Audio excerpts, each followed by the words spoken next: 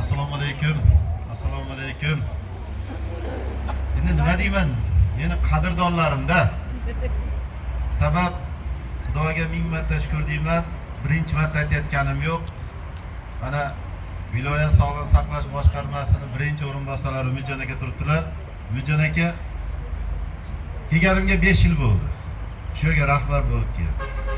Hamma soha hammasi bilan gaplashib, qayerdandir e'tiroz, nimadir eshitayotgan bo'lsam, lekin 5 yildan beri shu tizimdan gap eshitmadim.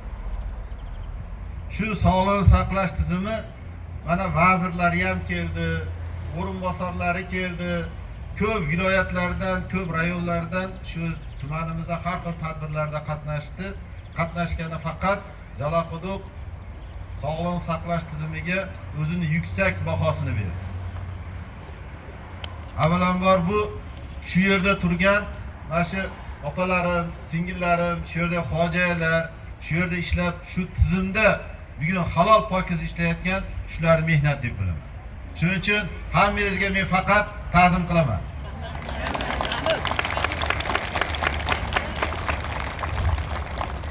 Bugun mana marafonni ochyapmiz.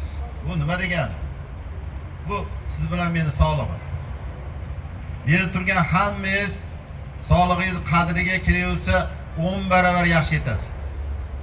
Endi bugundan iltimos qilaman, mana 1 oy Jalaquduq tumanida shu marafonni bugun qabul qilib olamiz ekan. Men sizlar nomingizlardan shu viloyatimiz sog'liqni saqlash tizimini birinchi o'rinbosari Umidjon akaga va'da bersam bo'ladimi? Endi mahallamizdagi har bir ko'chamizdagi u markazmi, cheka qishloqmi qayerda bo'lsa ham fuqarolarimizga o'zimizga o'xshagan sog' salomat qilib yurish, turish, ovqatlanishni o'rgatamiz deb va'da bersam bo'laveradimi? O'zi bugungi tadbirimizning ham maqsadi shu. Tadbirimizning ham maqsadi shu. Joyidagi eng cheka shu Teshiktosh deymizmi? Bu chegara hududi Yorqishloq deymizmi? Bu oyimmi? Bu markazmi? Qayerda bo'lsa ham birinchi navbat endi vaqt keldi, o'zimiz sog'lig'imizga biz o'zimiz mas'ul bo'lishimiz kerak. Haligi kasal bo'lib, banisaga yotishgacha bo'lib kelsa, so'rasangiz, "Ha, endi yaxshi yuruvdim-da. Bugun endi shunaqa bo'lib qoldim, bilmayman nima bo'ldi" deydi. Oxirgi marta qachon banisaga bordingiz yoki qachon ko'rikdan o'tdingiz desa, esla olmaydi ham-da odam. Biz shunaqa xalqmiz. Haligi oxiri yotgandan keyin doktorga boramiz. Endi bugungi marafondan keyin o'sha pastdagi eng og'ir chekadagi mahalladagi fuqarolarimiz ham endi doimiy nazoratda turish kerakligini, doim shu o'zini sog'lig'iga e'tibor berish kerakligini, kasal bo'lganda doktorga borish kerak emas, kasal bo'lguncha borish kerak. To'g'ri tushuntiryapmanmi? Sabab o'zim mana Germaniyada, Fransiyada, juda ko'p Gollandiya, Yevropa davlatlarida bo'lganimda, ularda shunaqa tizim bor ekan. U kasal bo'lgandan keyin bo'ldi, bu tugadi deydi. O'shangacha borib, o'shangacha sog'lig'iga e'tibor berar ekan. Endi biz ham shu tizimga o'tishimiz kerak. Bu tizimni amalga oshiradigan sizlarsizlar.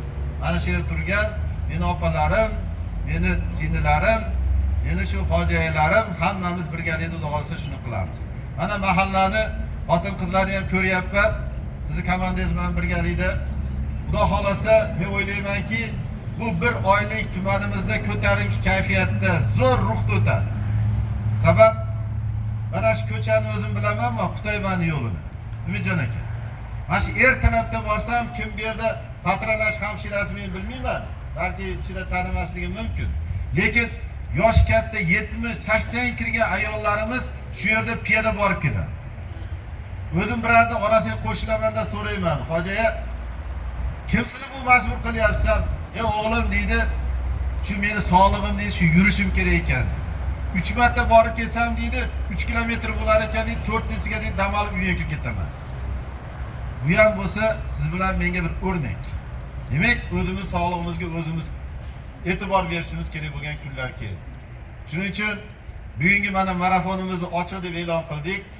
Bugundan boshlab 1 oy davomida qaysi maktab, qaysi nima deydi, qishloq vrachlik punkti, qaysi mahalla, qaysi ko'chaga borsak, faqat rayonda shu duv gap bo'lish kerak.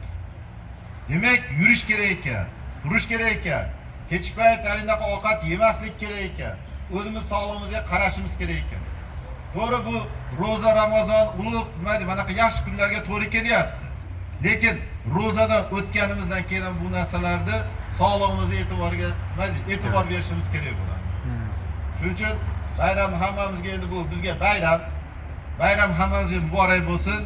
O'ylaymanki, bundan keyingi ishlarimizda ham hammasida shunaqa yaxshi kayfiyatda bir-birimizga rahmat aytadigan bo'lib, ko'rish hammamizga nasib bo'lsin.